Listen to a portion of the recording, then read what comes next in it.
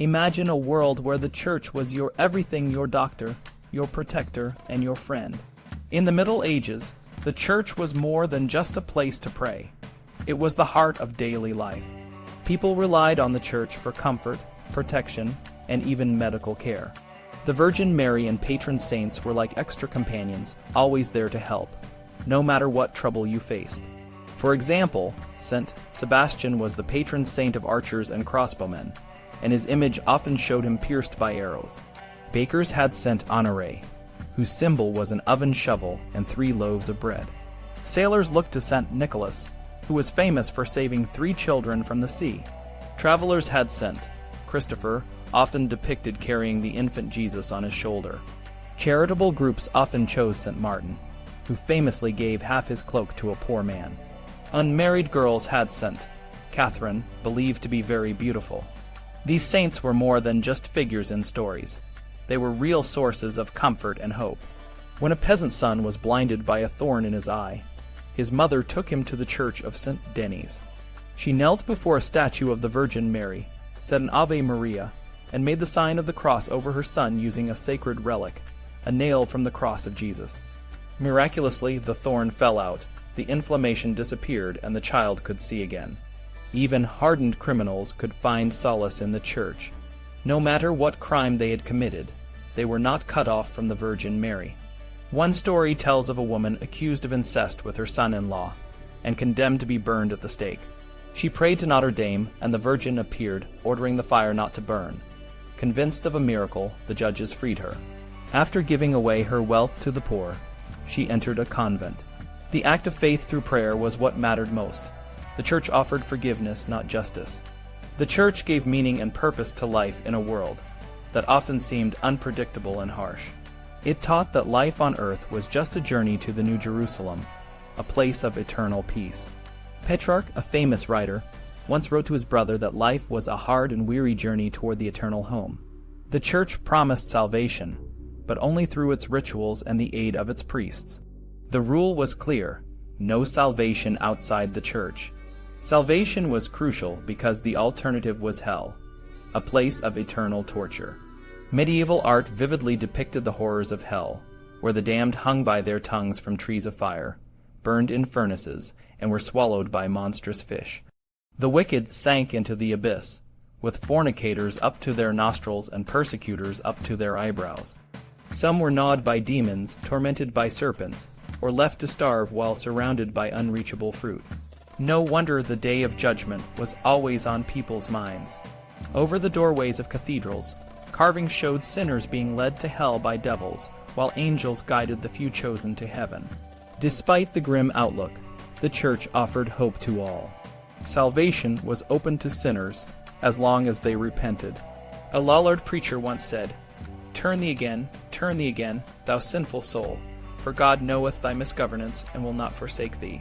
The church provided ceremony and dignity to lives that often lacked both. It was the source of beauty and art, accessible to everyone, from the lowest peasant to the noblest lord. Carving stone, creating mosaics, and building cathedrals gave people a sense of pride and purpose. The church also took care of society's helpless.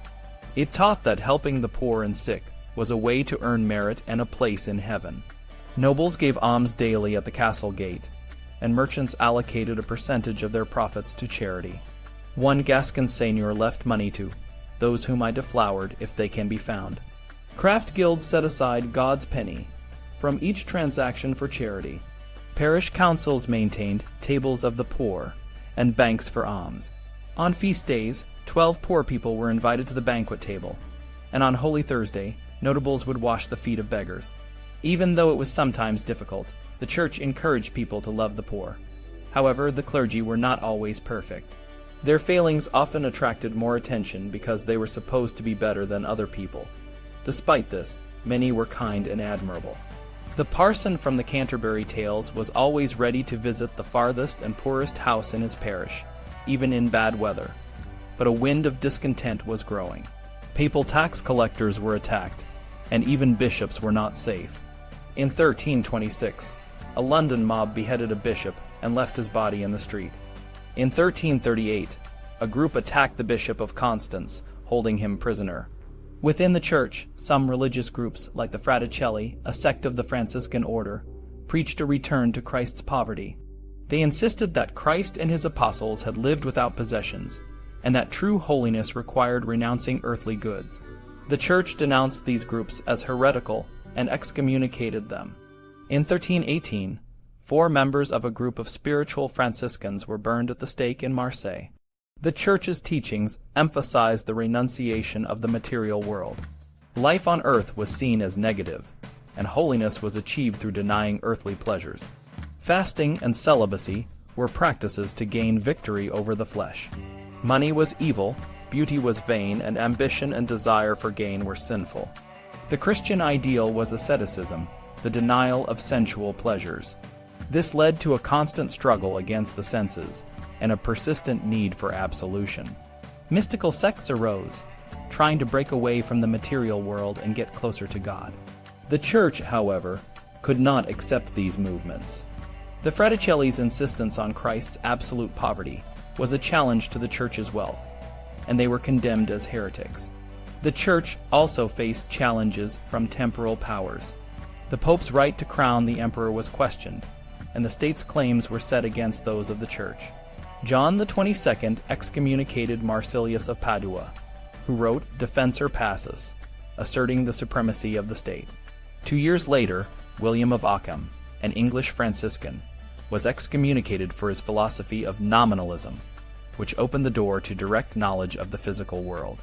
Ockham charged John the 22nd with errors and heresies in response. Economic activities, while not challenging the Church directly, were in essential contradiction with Christian doctrine.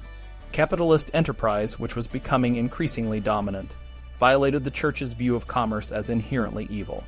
Making money from money, usury was forbidden, and profit beyond a minimum was considered avarice. Buying goods wholesale and selling them at a higher price was immoral. Despite these teachings, bankers and merchants continued to engage in these practices, paying fines when caught. The wealth of cities like Venice and Genoa was built on trade with non-Christians. Despite papal prohibitions, usury, or lending money at interest, was a particularly vexing issue. The Church forbade it, but society needed it. Theologians argued endlessly about what rate of interest was acceptable, but bankers continued to lend at whatever rates the market would bear. Merchants paid fines for breaking laws, but carried on with their business.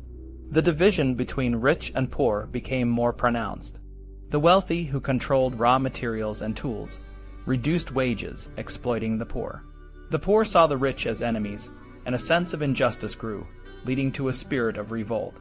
In this world, the Church was both a source of comfort and a source of conflict. It provided hope and beauty, but its teachings often clashed with the realities of daily life. Despite the challenges, the Church remained a central institution, shaping the lives and beliefs of people for centuries.